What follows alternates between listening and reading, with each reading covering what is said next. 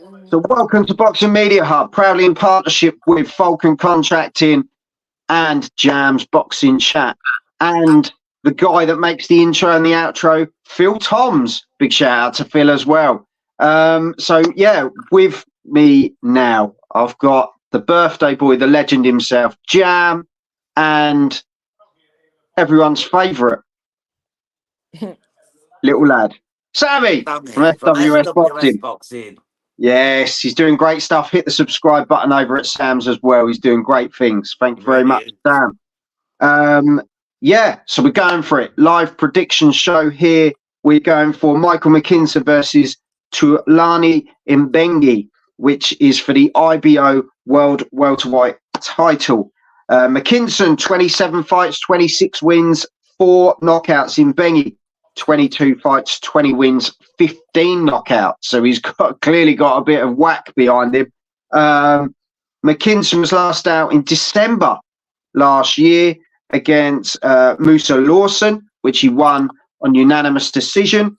And Mbenge was last out in March against Leandro Ariel Fonseca, which was a unanimous decision win. So interesting scrap, this one. It's good to see Michael McKinson getting back out there and straight into a world title fight. So good luck to him. As I say, it's when we last spoke to him, this was something he really wanted to get back in, be at the level he said he's at. So this is a real chance to prove the level he's at. So his only loss, Joel, came against Virgil Ortiz Jr., which, is a world elite fighter, let's be truthful. He's not the best world elite fighter, but he's definitely a world elite fighter. And that's his only loss to date. So he deserves to be at the top table fighting for these titles. And let's be truthful, the IBO is not the best title to fight for, but it's a world title. It gets him on the ladder, which can move him towards the bigger titles, the WBO, the IBF and whatnot. So it's a good stepping stone for Michael McKinson. If he gets past Mbenge, this could be a good night's work for him. So what do you reckon then, Jam? You're on a roll. I think McKinson's going to win it, mate. I don't think there's any chance he gets clipped with that banger, the Mbenge banger. You know what I mean? I think McKinson's too skillful. I think he's just going to outbox him. He's going to outpoint him, and he's going to take it over the distance, and he's going to win that IBO welterweight title. Cool, simple as. And it's Sammy. Yeah, I mean, I Michael McKinson, he's been a bit, what's the word? Sam, you're making me sick. You're making me sick. Hold your camera still. Oh, that's what was funny. Oh, I didn't realise. I thought he's been active, even though, since the Ortiz fight, he's won in the bigger fights. He's not been getting them for some reason, even though I thought he made a great encounter of himself against Ortiz in that fight, and I thought he was boxing quite well at times in that fight. I don't think he was winning, but I thought he had good success, and gave Ortiz something to think about, and he's had a few good wins. Against Congo was probably his biggest win to date, would you say? Yeah. Which was a good win. I think that was in 2021 on the White Povetkin undercard, that one. And he got a good win over Congo. And it's he's boxed in Italy as well. And I can just see him getting a good points win in this one quite comfortably. I think, using his boxing, he's not a puncher, but, his timing is what puts his opponents down. Sometimes he's an awkward fighter. He's quite slick. A fight I would like to see Michael McKinson is, Echo Essuman. That would be a very good domestic fight.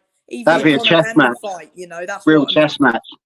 McKinson wants the Ben fight as well. I think he said that before as well. And I can see a Michael McKinson comfortable points win in this one. I'm going to say by unanimous decision.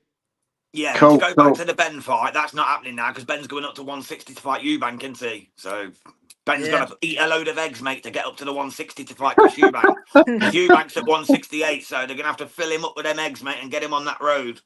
Get him doing some track work to get him for that fight. Exactly, but there are big fights out there for McKinson, providing he gets through 100%. On Saturday. Yeah, definitely. 100%. Well said, Sam. That just leaves you, John, mate. What's your one on this? Are you going for Mickey McKinson? I think this is the moment he's been waiting for.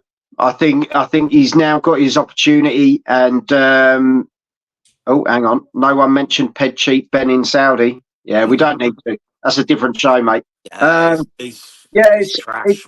It's one of those, isn't it? I think he'll take the opportunity. He's almost. I think when we interviewed him, he was like, I feel like the forgotten man, and he has been to an extent. He's kind of almost faded into the background a little bit. A lot of people have avoided him, and there is a reason for that, because like yourself and Sam said, risk, low reward. Yeah, he's a real good tactician. You know, he's very, very technical. Like Sam was saying, very precise, picks his shots well. And I think, to be fair, he'll pick this guy to bits. You know, I can't see a stoppage, but I think he will literally just do what he's got to do. Box and move and stick to what he does well. How far he goes, we don't know. But this is a hell of a start to get him to that point and get him in those fights to see what he can really give us. Well, let's throw this in. If he's as good as Jack the Punk Kid Hughes is with him on Undisputed, he's going all the way. He whooped my ass with him last night. So if he's as good as that, mate, Mikey McKinson is going all the way to the top.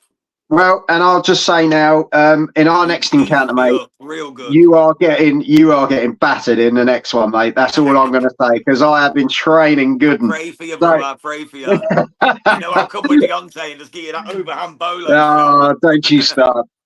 Anyway, on that note, I'll speak to you another time about that. On that note, only let you off, it's your birthday. Hit the subscribe button. Check out the rest of the content. Anymore.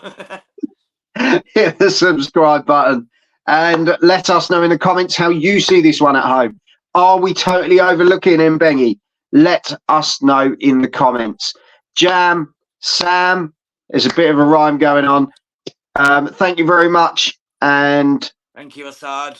There we go. It's all about Jam.